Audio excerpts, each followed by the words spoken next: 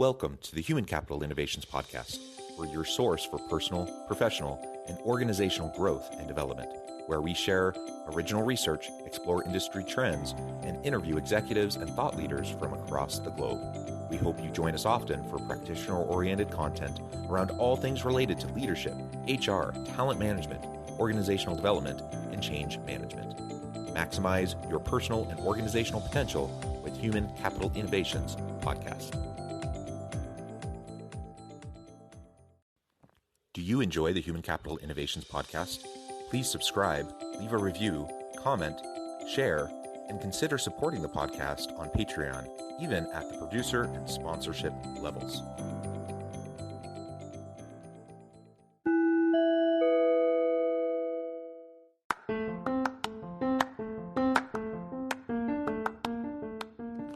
Welcome to the Human Capital Innovations Podcast.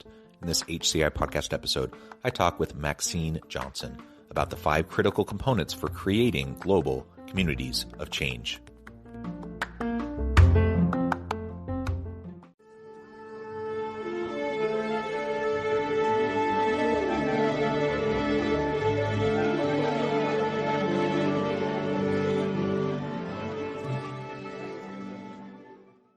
Maxine Johnson, welcome to the Human Capital Innovations Podcast. Thank you so much, John, for having me. It's great to be here.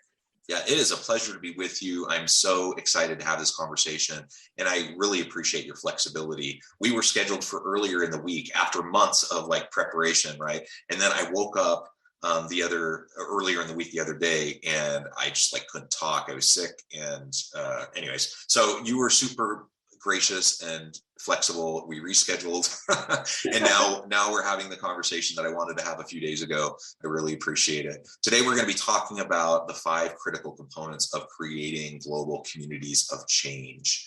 I just love everything about that topic. I'm super excited to dive on into it. As we get started, I wanted to share Maxine's bio with everybody. Maxine L. Johnson is an author, co-author, certified life coach, transformation specialist, and expert speaker serving professional women who are purposed to lead. Featured in USA Today as one of the top 15 entrepreneurs to watch in 2021, Medium, Kivo Daily, talk show, Total Transformational Radio, and keynote speaker for Canon Inc. in Virginia. She is an experienced HR practitioner where she has over 25 years of HR experience. She is the CEO and founder of Wife Boss Academy, home of the influential female, where she coaches professional women who are unaffiliated in their careers and help them discover they are purposed to lead. She is passionate about encouraging and inspiring women to be their best selves. And over the years, she has worked with women globally, helping them find positive change. She is known for creating the 5 critical components for creating global communities of change, which we'll be talking about today. Anything else, Maxine, that you would like to share with listeners by way of your background before we dive on into the conversation? Yeah, well, one thing I want to share with listeners is I wear leadership hats, and one of the leadership hats. Well, let me back up. John, I'm glad you're feeling better. I should have said that first. Oh, thank you. Thank you. Have your voice. So yeah, one thing I want to share, one of the things that's been exciting for me is just I just landed I have a TEDx talk that was just premiered last week. It's called Why Heroes Need Help. So I was super excited about that, and you can find that on YouTube. So I'm really excited about that. That's fantastic. What a wonderful way to reach people and to share your message. So congratulations on that. And yeah, let's dive on in. I'm super excited to explore this. So first, why don't you just tell us a little bit more about some of the good work you're doing? So we're going to talk about the 5 critical components for creating global communities of change, but you do a lot of work with women. So tell us a little bit more about that first, and then we can talk more specifically about those 5 critical components. Sure. So the work that I do with women, I think if it goes back to even before I formalized the whole coaching business, if you will. And it started with women coming to me about their whatever they need. And as an HR professional, as you know, coaching is a part of what we do. And I kept hearing the same thing over and over. Maxine, you should do this professionally. Maxine, you really helped me. Maxine, you should do this outside of what you do here. And I never thought about it because it just kind of came about. And what I did was I started to look into it a little bit further. And at the time, I had a coach who really pushed me and propelled me into the coaching world. And my coaching clients are women, and they're all the same professional women, and they're just a little confused about where they are in their careers, you know? And so they're like, I've been doing this for a long time. I'm not sure what the next step is. I want to advance. I want to do a little bit more of this. How do I get over to this area? And how to transfer the skills that they have now into something else, depending on what that is. And so I have coached, I'll say probably close to 100 women over the course of not being, I'll say a certified life coach, but I'm talking about my experience as an HR professional, and it's all been the same thing. And when you have people that you coach, and I remember specifically a woman that I coached, she was a leader and she had an awesome opportunity at a for-profit company. And she was really nervous about it. And we really walked through step by step about what the things that she can contribute, because imposter syndrome comes into play. Why, I'm not sure. Is this really for me? Am I taking, all of that fear? But we talked it through and she went and got the job. It was a really highly competitive role in a for-profit company, and she got the job. And so I was super excited. And when she said to me, I think she was the one, her name is Damara, she said, you need to do this outside of, so that's how it all came about. And it's been going ever since. And so I'm really excited about helping women, and whether it's professional or whatever, but most of them have been professional women, career, not all necessarily educated with MDs or PhDs or LMNOPs, but women who are focused on their careers and wanting to advance. Yeah, that's fantastic, and clearly a huge need here. Unfortunately, we have persistent gender inequality, pay gaps, access to senior leadership roles and board seats, and like all of that is well documented, and it's a persistent problem. And even over the last couple of years, there have been reports that suggest that we've set women's equality in the workplace back a generation. And so clearly we need lots of work in this space, in part to help women take hold and ownership over their own career and opportunities, and to bring their best positioning to those opportunities. And then, of course, also on the institutional and organizational side, to break down systems of inequality and to rebuild more equitable, more balanced, more inclusive organizations with environments of belonging. So all of that work that you're doing is tremendous. Now, as we talk about the 5 critical components for creating global communities of change, I imagine, there's a wide range of types of change that you envision that you want to see happen. And part of that might be women in the workplace, women leaders, and those sorts of things. But I imagine there's other types of social change that you might want to see. And the really cool thing about the modern workplace is that we're capable, we have more potential to be a major driver, a significant driver of social global change today, more than perhaps any time in recent history. So with that said, as kind of an introduction, why don't you walk us through those 5 critical components for creating global communities of change, and we can start to dissect that a bit. Sure. Thank you, John. So it's really simple. It's simply see, share, care, change, and create. And when we look at that, to simplify, seeing, if you want me to go into just an overview, to create the change, sometimes we have to see ourselves in who we are, see ourselves in the skills and abilities that we have, see ourselves as far as our gifts and our talents. We have to recognize who we are. Then the next one is sharing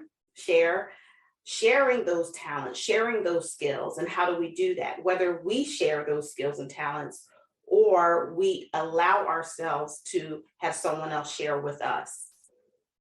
Then it's caring. And so this kind of goes into the self-care thing, right? And so when I won't say self-care thing because it's huge, a part of, because we're all like pulling all over the place. but caring for yourself. And what does that look like? One of the things that I always talk about, and it's mentioned in the TEDx talk, is that you can't pour from an empty cup, nor can you pour from a dirty one.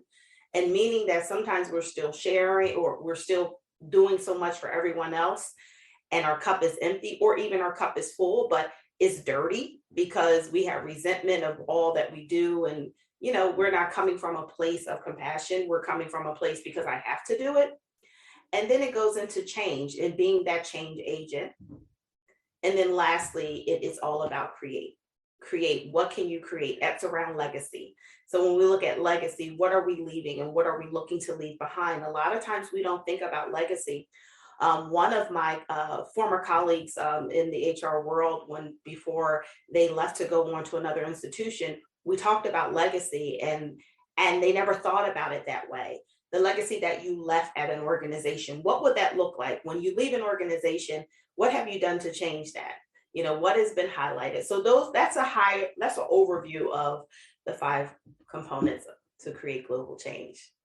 Yeah, that's fantastic. So in my mind, it starts with some individual self-awareness of where we're at. And you said C was the first one. Is that correct? That's correct. So I need to really recognize my positionality in the world and in relation to these, difficult, challenging issues, whether it be gender issues in the workplace or race, types of issues, social, political, geopolitical, economic, whatever. Like there's all these different things, right? Environmental challenges. We need to see ourselves. We need to see our positionality in relation to these challenges and these issues before we can really start the process of doing anything impactful, right? I think that's important. And that is a place where we have to be vulnerable and just be honest with ourselves as to what that looks like. So even if we look at the racial issues that we had in our country, and to be able to really sit and reflect, what does that mean to me? And to have that conversation with myself. Or as we're coming up on what's happening with Roe versus Wade as a woman, what does that really feel? What does that mean to me? And what impact? And just be honest with ourselves, to shrug it off and say, well, it doesn't really bother me because, I'm a woman, I'm not of childbearing years, but what does that really mean? And so you have to think about and acknowledge your feelings and walk through that. And all of that helps when you get that out for yourself, whether you journal, whether you talk to someone else. It helps you really acknowledge it, because what I find and what I found is that when we don't do that, we get into a situation and it causes triggers, and then there's this different impact or outcome that we didn't have because you never really expressed it or was honest with yourself. So I think it's an opportunity for us to really look in the mirror and say to ourselves, what am I really feeling? Acknowledging those feelings and just taking action on what those feelings, so you don't have to stay in that.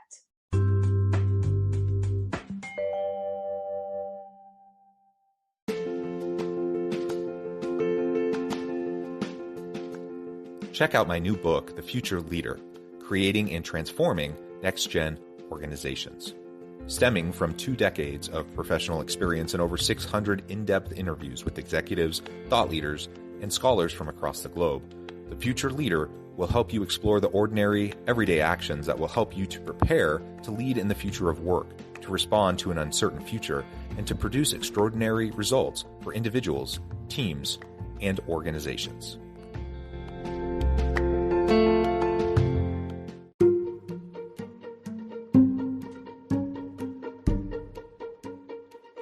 Welcome to the Human Capital Innovations Academy, courses, micro-credentials, and certificates to upskill and reskill for the future of work.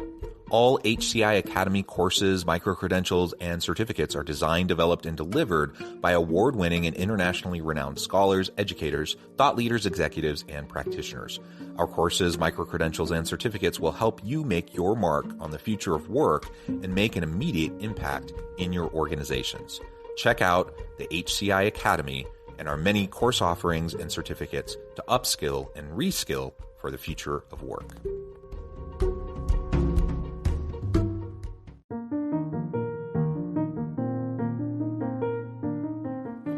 Check out our new weekly LinkedIn newsletter, Alchemizing Human Capital.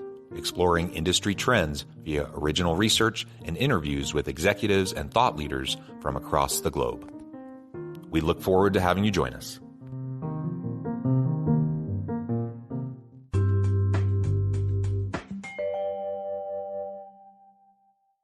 So we start there, and that's just the place to start. If self-reflection is hugely important.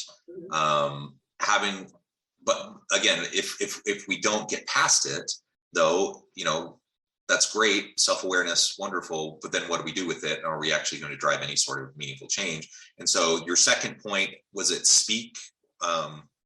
Share. So the second point, then we have to go beyond just that self-reflection. We then need to move into sharing, have those conversations, often very challenging, difficult conversations with those around us. Oftentimes there's a reason why there's these huge pressing social challenges in the world. It's because they're not simple, they're complex, and people have varying views, passionate views. So you bring up the Roe v. Wade situation and the leaked opinion from the Supreme Court that just came out a couple days ago. Right. And talk about an issue that's polarized that people feel very strongly about on either side. So if you want to have any chance of driving meaningful change, you need to know where you stand and why. And then you need to be able to be willing to have those hard conversations with people and to share and to see, you might change some people's minds, you might not change their minds, but at least you can have civil dialogue, come to the conversation to a place where you can have genuine mutual respect for each other. That would be a huge improvement on what we see in the current political dialogue in the US today, right? Absolutely, because when we can bring things on the table and we can come to the agreement, and initially I'm not trying to change your mind, and I don't need you to try to change my mind, but at least if you understand where I'm coming from, that's all I ask. And I'll give you an example. Some years ago, early on in my HR career, there was a conflict between, and this is all around culture. This is around culture, right? And there was a conflict between a experienced nurse who is Caucasian and a nurse's aide who was African American. And the conflict between the two, the nurse's aide felt that the nurse was disrespectful. The nurse felt that the disrespectful and also alleged racism. And the nurse thought that the nurse's aide was very rude, unprofessional. When we sat down, here is the context of how this all came about. Nurse's aide asked a question, and the nurse says to the nurse's aide, an answer in response, and said, "What?" And the nurse's aide took offense to it. What was the lesson for everyone was, in the African American community, I know at least for me, I'm not going to speak worldwide, but for me and those that I know, if you answer or responded what, it was very disrespectful. It was deemed as rude. Whereas the nurse had no idea. So it was once that all came out, it was all a lesson and a learn. And they moved forward just to have that conversation, because a lot of things we don't know and because we don't talk about it. So in that example, it came from something like, I thought you were rude and making these allegations of racism. It wasn't that. It was just around cultural differences. But if they put it on the table and understood it, everything worked out fine. So I think even that example is something just as simple as that. If we do more of that, I think that will create more change. And so we start to see this carry out. We've done the self-reflection. We've moved into sharing, having the difficult conversations. Now remind us what the third point was again. Care, taking care of yourself. Then we care and we show genuine empathy towards others. We show care towards ourselves. And I think that goes hand in hand with sharing, because if you're not caring for yourself, you're not going to be able to have the sustainable energy to engage in those challenging conversations and the sharing, right? If you're not genuinely invested in those around you, you're not going to be able to have any meaningful conversation with them, because you're just talking at them instead of with them, right? Absolutely. Yeah, so I think all of that is so vital. And then we get into change, right? Right. And that's ultimately what we want, right? We want to be able to impact. We want to be able to change things that we see as important, whether that's within our homes, whether that's within our organizations, in our communities, the world as a whole. We want to see things get better over time. We want to leave the world a better place for our children. We want to leave our workplace a better place for our team members, etc. So what are some of those, as we break down the change component, what are some of the specific things we can start to do to drive that meaningful change? Change is all around the action that we take from all of the things that we learn. So whatever those actions are, so changing meaning is implementation. So whatever the goals are that you have, or whether it's organizational goals, whether it's personal goals, that's where the implementation comes in. That's where the action takes place. So if we say to ourselves, I have all of these good things, I'm clear on what my feelings are, I'm clear on what I know, I'm clear on what I do, I'm able to share, I have great communication, I care for myself, I care for others. Now what's next? The next is implementation. And what do we do to implement? Whether that's goal setting, whether that's helping someone else, that could be mentoring someone, that could be coaching someone, and kind of it kind of flows into the last one, create, because you're leaving that legacy, right? So I think it is whatever that action is for that individual. And this is something that I do, is what does that look like for you individually? Let's walk through this now, maybe with an example, and we can go back to women in leadership, women in the workplace if you want, or you can choose another example. But let's walk through each of these 5 components just to illustrate how this might play out. Sure. I'm just trying to think of so many examples, but I'll think of, I think it's better if I talk about myself, if you don't mind. So one thing about it is, for me, is a lot of times that when we're coming up, people may see something in you that you don't see in yourself. They say, oh, I see your potential. And you're like, what does that mean? What does potential mean? But when you start to really see what you have, right? And you say, there is something there. There's a feeling I have. There's something there, right? And then you have to work out what that looks like. Well, what does that mean? And a lot of times, whether it's coaches, mentors, or teachers, they kind of help you work through that, because that's where the vulnerability, whether it's your parents, to really talk that out. That's where the sharing comes in, right? And so we're talking about sharing. So I know for me, it was like, what does potential mean? I don't really understand. And so, oh, wow. I guess I am a good speaker, and I didn't believe it. Everyone told me that, and I thought the sweating, every time I gave a talk, I'm sweating so bad. I'm thinking, no, I'm not good, because I'm so nervous about it. And why am I so nervous? It's just my anxiety. Do I feel comfortable behind the desk hiding? Yes, I do. I feel better. I feel great. I feel so comfortable. It's like a little kid with a nice cushy teddy bear. I feel safe. However, when I understood that was just a part of who I was, and I had to walk through that. And then after that, coming through, even when I speak or I'm doing a talk or something like that, I have to replenish. I have to replenish. I have to fill myself back up, because you pour so much out, right?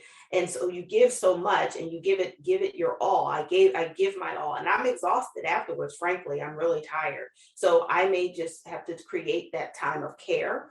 That means give myself, an hour or so. I may not want to talk to anybody. I just want to spend time to myself to really reflect, meditate, or whatever that looked like for me.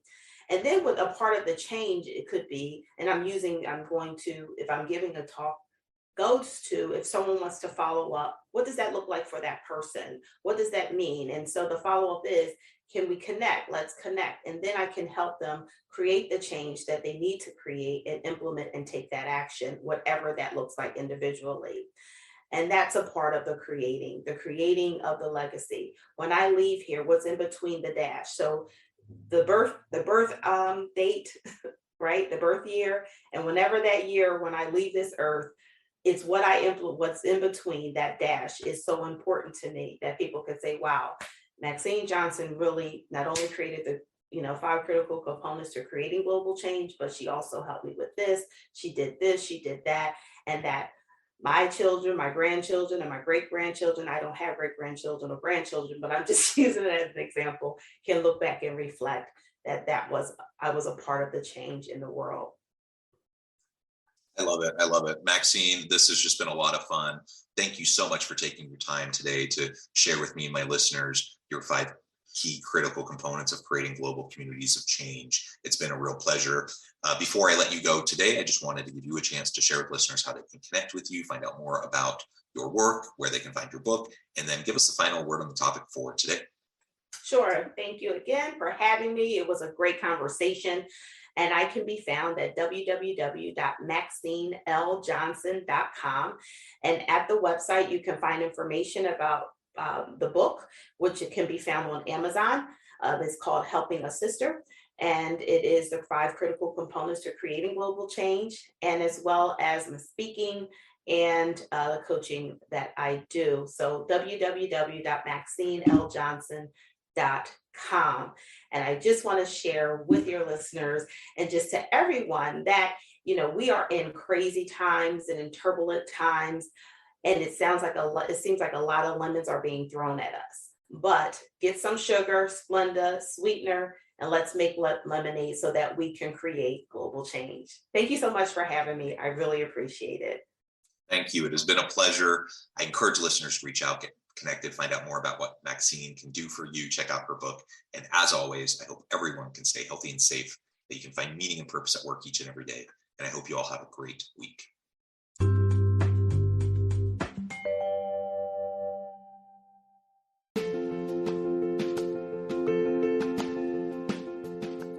Bluer Than Indigo Leadership, the journey of becoming a truly remarkable leader.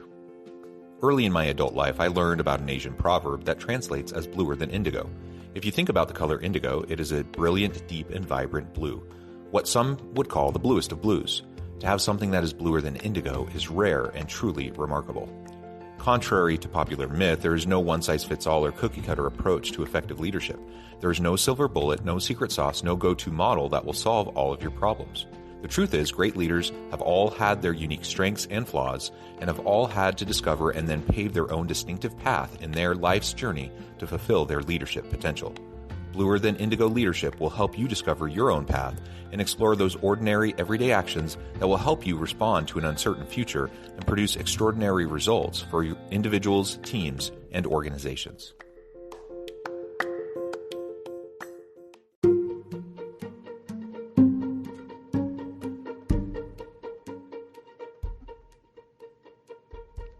Check out Human Capital Innovations magazine, Human Capital Leadership. Human Capital Leadership is a free, interactive e-magazine with the mission to help individuals, leaders, and organizations find innovative approaches to maximize their human capital potential. We publish issues quarterly in August, November, February, and May.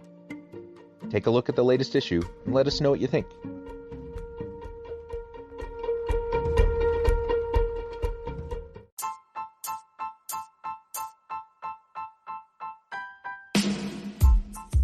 The Alchemy of Truly Remarkable Leadership. Ordinary, everyday actions that produce extraordinary results. Consider how the nature of work has shifted over the past 50 years. With increased globalization, rapid technological advancement, and the shift in economic composition, the average job of today looks very different than the average job of 50 years ago. What will the jobs and organizations of tomorrow look like? Moreover, what does this all mean for organizational leaders? What are the core competencies and capabilities of organizations and their leadership that are prepared for continued disruption and geopolitical and socioeconomic shifts? Regardless of what the future holds, increasingly, leaders need to be socially minded, data-driven, decisive, champions of talent, and disruptors of the traditional notions of leadership, teams, organizations, and work. The Alchemy of Truly Remarkable Leadership will help you to explore your own leadership competencies and capabilities and consider ways to apply and implement them into your workplace and personal life.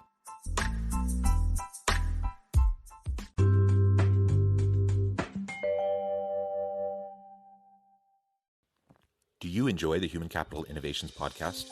Please subscribe, leave a review, comment, share, and consider supporting the podcast on Patreon, even at the producer and sponsorship levels. Thanks again for joining us for this episode of the Human Capital Innovations Podcast. I hope you stay healthy and safe and that you have a great week.